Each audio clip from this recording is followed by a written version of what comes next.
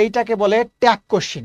দেখো ভার্বের একটা রূপ tag question. The spectator was a lady, তাই নয় কি? ট্যাগ মানে হচ্ছে জুড়ে দেওয়া। ট্যাগের ক্ষেত্রে তোমরা সবাই জানো যে ট্যাগ কিভাবে করতে হয়। যেমন যদি এখান থেকে থাকে যে ওই যে ওয়াজ আছে, তাহলে কি হবে? ওয়াজ নট করতে হবে, ওয়াজন্ট, এই যে এন লিখে অ্যাপোস্ট্রোফি টি, ওয়াজন্ট।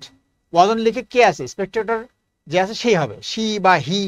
এটা যদি ছেলে হয় তাহলে হি, মেয়ে হলে শি, যেহেতু এখানে শি ধরছে তাহলে শি হবে।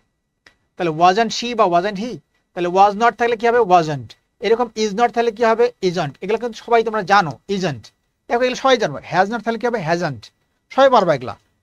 কিন্তু একটা জায়গায় সমস্যা হবে, সেটা হচ্ছে যেমন ধরো যদি থাকে এম নট, খেয়াল করো এম নট যদি হয় তাহলে এখানে একটা ঝামেলা আছে। ঝামেলা কিরকম? যে সেটা ইনফর্মাল ইংলিশে হবে এইন্ট। তুমি যদি স্পোকেন কোর্স করো কোথাও, স্যাররা তোমাকে শেখাবে এইন্ট। কিন্তু ফর্মাল ইংলিশে কি হবে? ফর্মাল ইংলিশে হবে আরান্ট।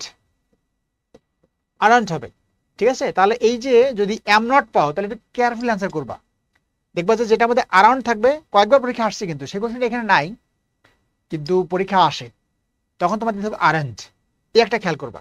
আর বাকি যেগুলো আছে সেগুলো তুমি সহজেই পারবা, ওগুলো এমনিই পারবা, অনেকগুলো আছে। হ্যাঁ, শ্যাল নট থাকলে সেইন, তারপরে তোমার উইল নট থাকলে ওন্ট, এগুলো সবই পারবা। কিন্তু ট্যাগ কোশ্চেনতে পরীক্ষা আসে, তা বাসায় তুমি ট্যাগ কোশ্চেনটা একটু দেখে নিও। ওকে, তাহলে অ্যান্সারটা কি হবে? এখানে অ্যান্সারটা কি হবে? যেহেতু ওয়াজ আছে, ওয়াজন্ট হবে। এই দেখো এই যে ওয়াজ শি, এটা কাটা। ইজন্ট শি, এটা কাটা। এই যে ওয়াজন্ট আছে, এটা ওয়াজ নট তো হবে না, ওয়াজন্ট হবে। তাহলে হচ্ছে সি। সবাই জানো, তারপর বাসায় পড়ার সময় এটা একটু পড়বা। ট্যাগ কোশ্চেন থেকে কোশ্চেন দেখলাম যে আসে। এই যে 18তম প্রভাষক পরীক্ষা আসছে, মানে আগের বারই আসছে, তার আগের বারও আসছে।